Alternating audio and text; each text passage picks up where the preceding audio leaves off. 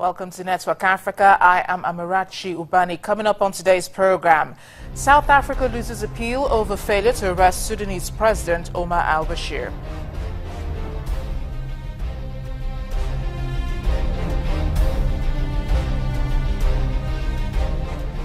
Despite the terrorist attacks in Libya, citizens of the country returned to their homes in war-torn Benghazi.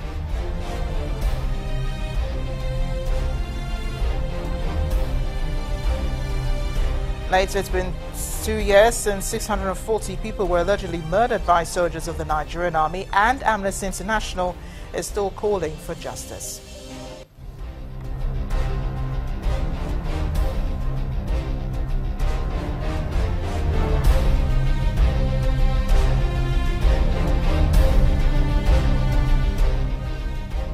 We'll begin today with the latest in the Omar al-Bashir case. South Africa's government has failed to turn a court ruling which condemned it for refusing to arrest Sudan's president when he attended an African Union summit in June last year. According to the Supreme Court of Appeal, it ruled that the government's failure to enforce the arrest warrant issued by the International Criminal Court was inconsistent with the South African law.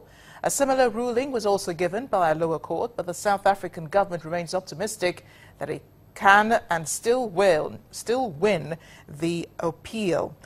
In its defense, the government still argues that President Bashir qualified for presidential immunity, which is why he was allowed to leave the country.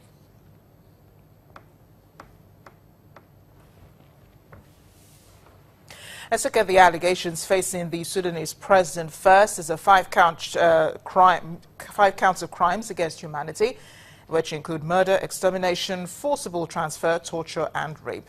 There's also 2 counts of war crimes, including intentionally directing attacks against the civilian population, such or against individuals, civilians not taking part in hostilities. Then there's 3 counts of genocide by killing, by causing serious bodily or mental harm, and by deliberately inflicting on each target group conditions of life calculated to bring about the group's physical destruction.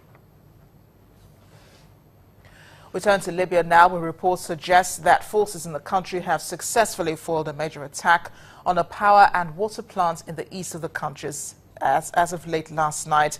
Now, a source told reporters that the suspected militants attempted a suicide car bomb attack about 80 kilometers from the major Saria oil field, but the security forces killed the driver before engaging the attackers in clashes.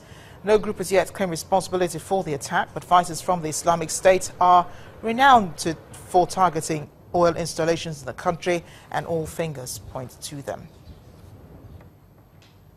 Well, families who were displaced more than a year ago from the coastal city of Benghazi have opted to return to their homes. They made the above decision after troops loyal to the country's recognized government, ousted Islamic militants, were taking control of large parts of the city. A battered and war-torn ghost town, the Laythi neighborhood in Benghazi is once again seeing signs of life. More than a year since thousands of families fled an Islamic militant takeover of the neighborhood, residents are slowly returning to their homes. This return comes after military forces allied to Libya's eastern government forced out the militants and regained control. The government forces have long been battling Islamists and other armed groups in Benghazi, which has seen some of the worst fighting in the conflict that sprung after the fall of longtime dictator Muammar Gaddafi 5 years ago. In recent weeks, the army has made major advances in several districts of the eastern city, including Laythi. Despite the widespread damage and destruction to entire housing blocks and shops, residents are happy to be back home. The joy I feel is indescribable. I'm in a state of confusion. I can't believe that we are back. Our home had been hit by an airstrike, but it was for the sake of our country, and it matters.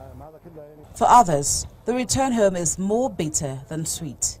Since 2014, Libya has had 2 rival governments, one based in the eastern city of Baida and the other in the capital, Tripoli. Islamist militants, some of whom have sworn allegiance to the Islamic State, have taken advantage of the political chaos to expand their influence in the country.